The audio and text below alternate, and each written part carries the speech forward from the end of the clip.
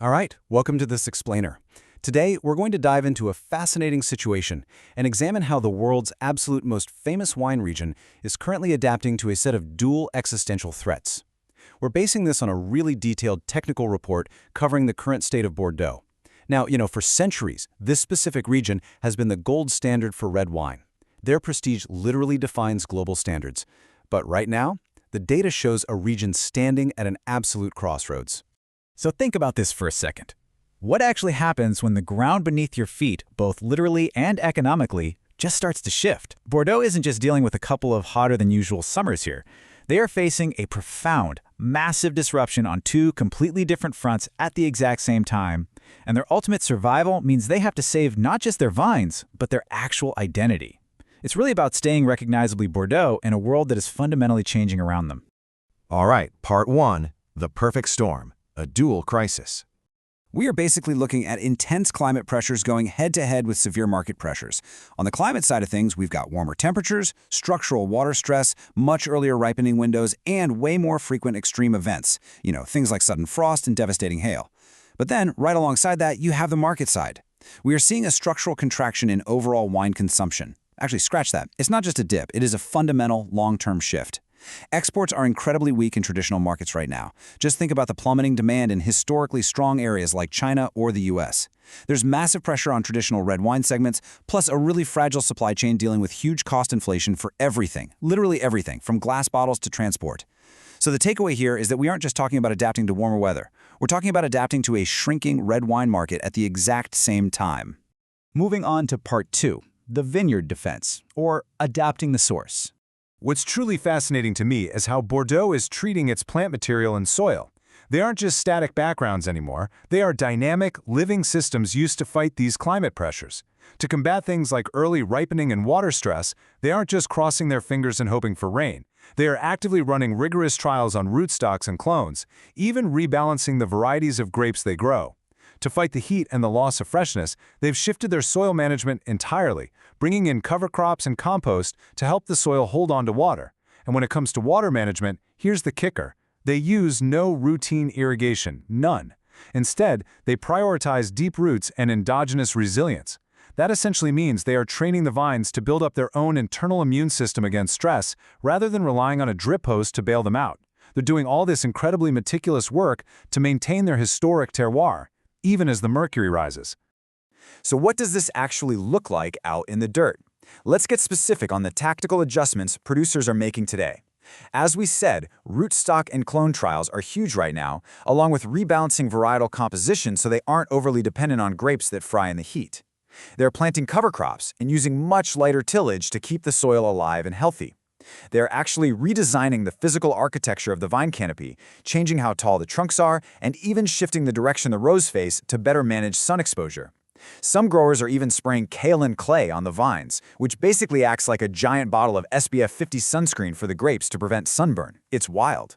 But to bring all this technical jargon back to the core issue, these producers aren't just trying to save a bunch of grapes. They are desperately trying to save the very soul of Bordeaux.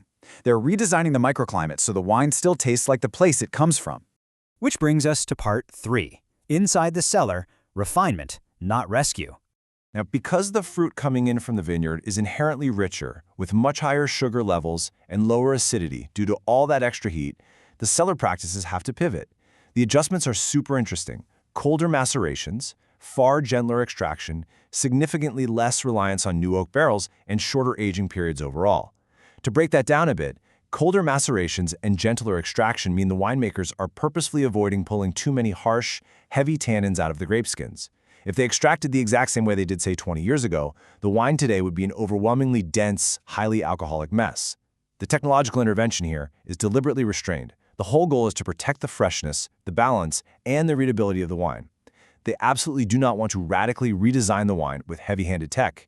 They're pulling back to let the terroir speak for itself. There's a quote from the report that I absolutely love, and it really hits the nail on the head. The dominant approach is therefore one of upstream prevention rather than downstream correction. It just perfectly frames their shifting mindset. The cellar is increasingly being treated as a place for delicate refinement, while the vineyard acts as the frontline rescue operation. You fix the resilience of the plant out in the dirt, long before the fruit ever reaches the winery, so you don't have to chemically or mechanically fix the wine later on. But, hold on a second. We have to pause right here. With all of this incredible, intricate work happening with the rootstocks and the canopy management, is technical excellence actually enough to save Bordeaux? Let's look at part 4, the missing market strategy and their downstream vulnerability. Because, let's be real, mastering your canopy management isn't going to fix a collapsing economic market. There is a massive imbalance in Bordeaux's current strategy. If you break down where all their effort is going, roughly 80% of it is hyper-focused on this brilliant technical and vineyard sophistication we just talked about. But that leaves only a tiny 20% for system-wide volume governance and supply chain coordination. What does that actually mean for the growers?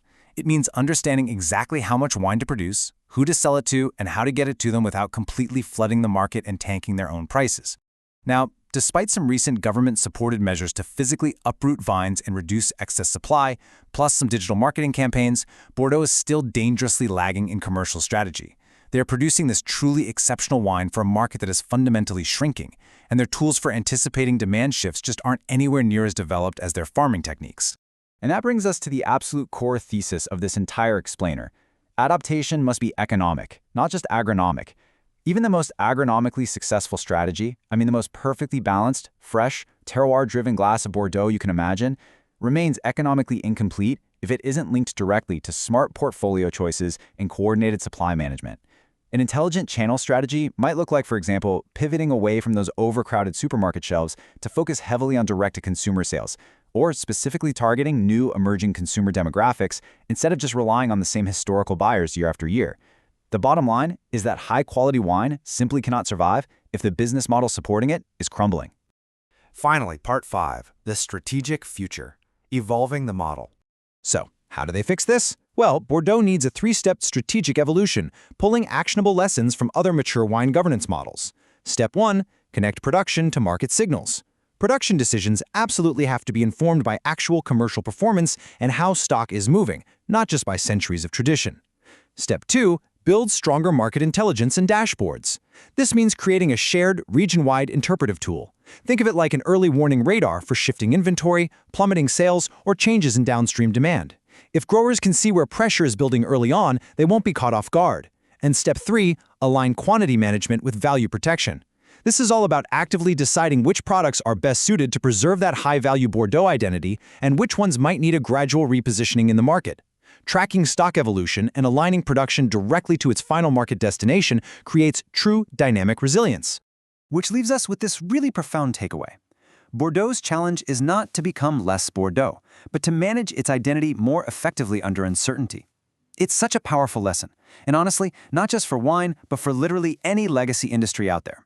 How does a centuries-old tradition strategically evolve its economic and supply chain models so that it doesn't lose its soul in a rapidly changing world? It's a monumental task for sure, but if they can match their technical brilliance in the vineyard with sharp commercial intelligence, their future will be every bit as rich as their history. Thanks so much for joining me on this explainer, and keep questioning the systems around you.